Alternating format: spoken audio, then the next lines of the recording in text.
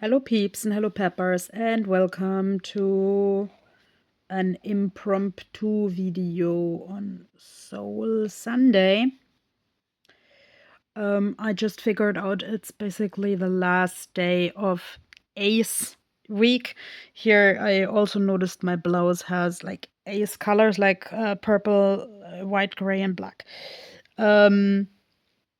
And I also noticed it's like a little bit past 6 p.m., so I probably only have time for 4 errands.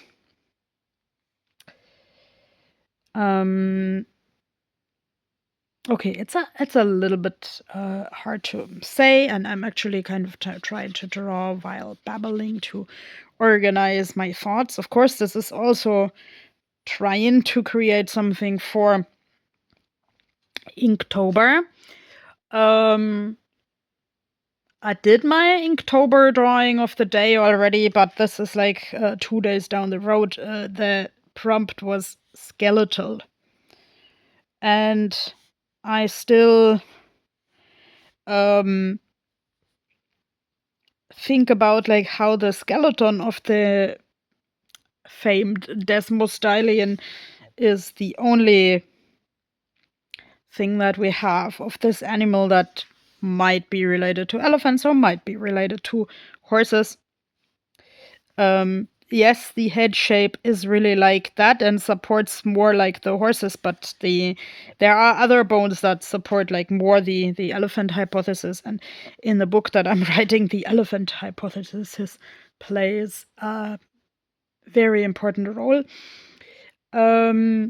What all of this has to do with Ace Week is that I'm of course also like mapping out a book or graphic novel where the Desmostillion comes to life and the scientists are basically on the asexual spectrum, but like sometimes they feel the need to go to bed basically together, and then actually the Desmostillion, a herd animal, kind of wants to join the party because the animal experiences this exchange of intimacy as something positive, but of course you wouldn't want your dog in bed, so what says the puffin? No.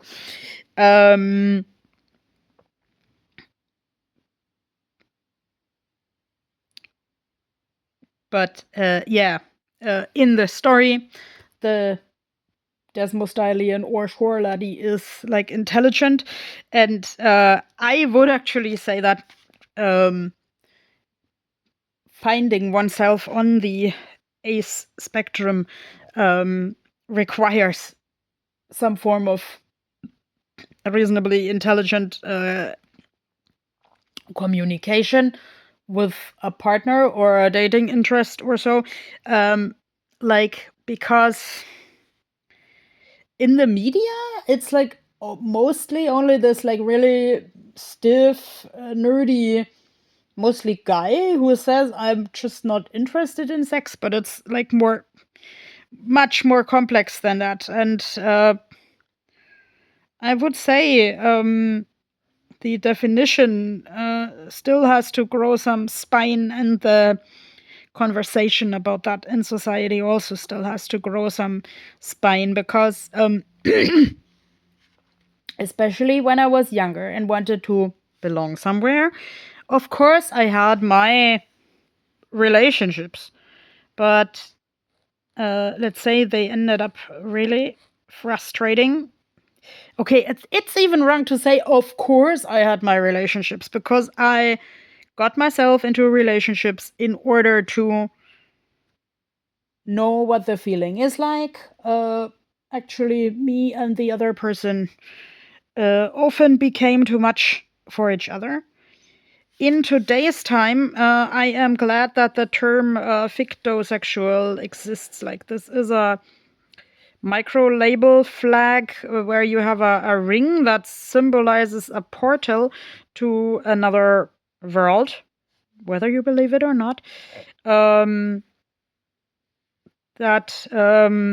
term is basically made for talking about people who feel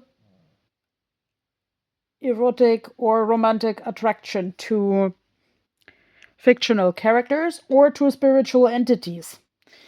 Like, if someone says they're married to God, that would be, that might count towards this. Or like, what I experience also to be not unheard of in Icelandic culture.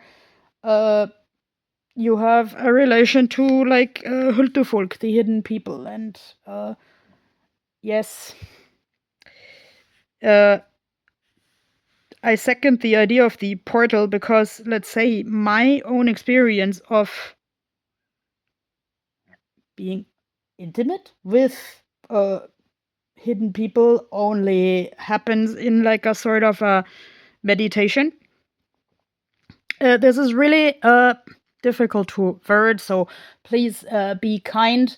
I might also like make an extra video about this, like not 11 PRN, but let's say some discussion about like some people in the Icelandic culture seeing things that are officially not there.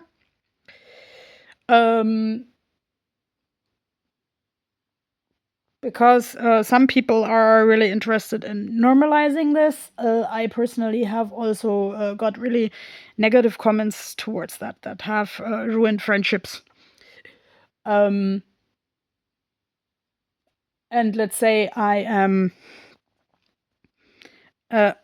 mostly don't feel any urges to mate with people, if you will. Actually, that's why I like this shore laddie here, because like they're just going with the flow and like moving with the waves and searching for a herd, but also pretty okay with being alone.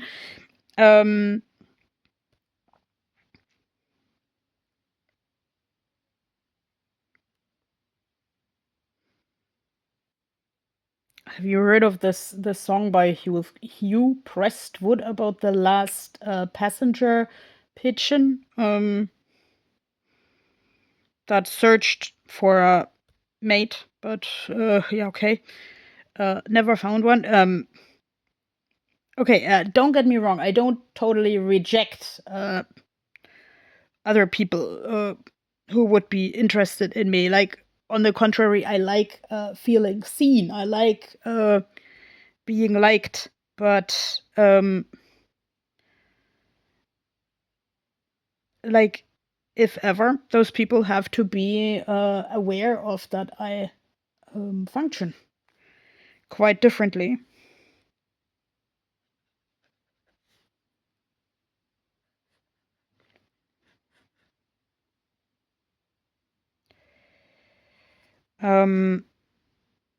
And like, I also have, like, for some people have found a metaphor for this, like, when someone is eating vegan. I'll just make some sea plants here while I'm babbling. Like, it's assumed that the animal is vegan, by the way, too. Okay, when someone is eating vegan, or like at least when someone started being vegetarian in the 90s, like I did, then the people often said, well, do you get enough nourishment? And aren't you like losing weight in unwanted ways? And don't you need blah, blah, blah, blah, blah? Okay.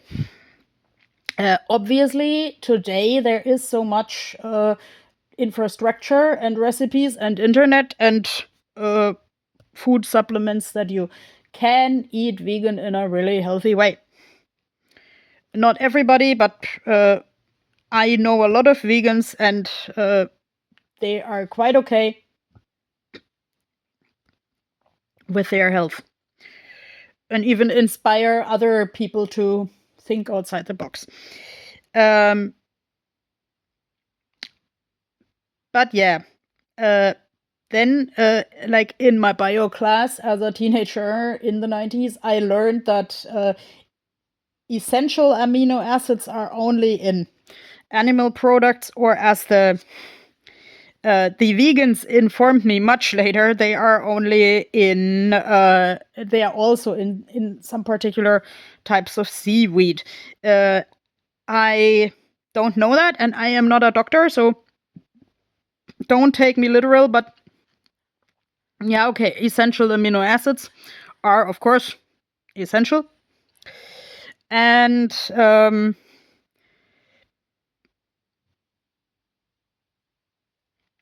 am convinced that this animal eats plenty of seaweed.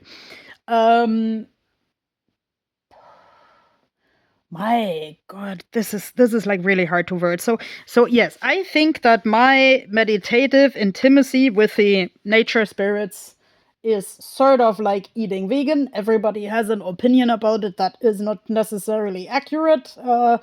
And I am also becoming more choosy who I have to tell that, but sometimes it can become relevant. And let's say if I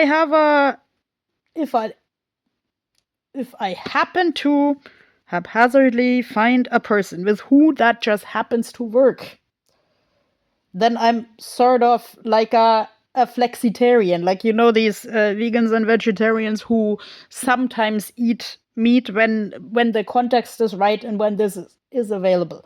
It doesn't mean that people are pieces of meat now, but I could imagine telling someone, okay, I am the shore lady sea monster and you are my most beloved seaweed. Like, I don't know, have you seen this film Hairspray? There is a guy nicknamed Seaweed, and like, you never find out his civil given name, but Seaweed is pretty cool. So yes, I could imagine you are telling someone you are my, okay, because I'm so nerdy, you are my essential amino acid. Yes, there is a film about like the outsider nerdy girls of a high school class showing up as DNA together for a Halloween party. So yes, if I ever start an intimate relationship, the person also has to be a little bit nerdy, or at least has to be able to take my sea monster amino acid psychologically vegan, whatever you call that, with them. So even though this may really sound strange, and even though this is probably my most vulnerable video in the entire 9 years of this channel, can we please take home that, like, being on the asexual spectrum and whatever you may call your concrete way of being and feeling requires clear communication. Even though some people may not see all the flesh and may need to guess around, ask questions. Let's be okay with asking questions and keeping this communication open. Because this is so much more than I don't want to go to bed with anybody, whatever. Have a wonderful evening, and I'll see you tomorrow to learn the Monday Puffin. Bye bye.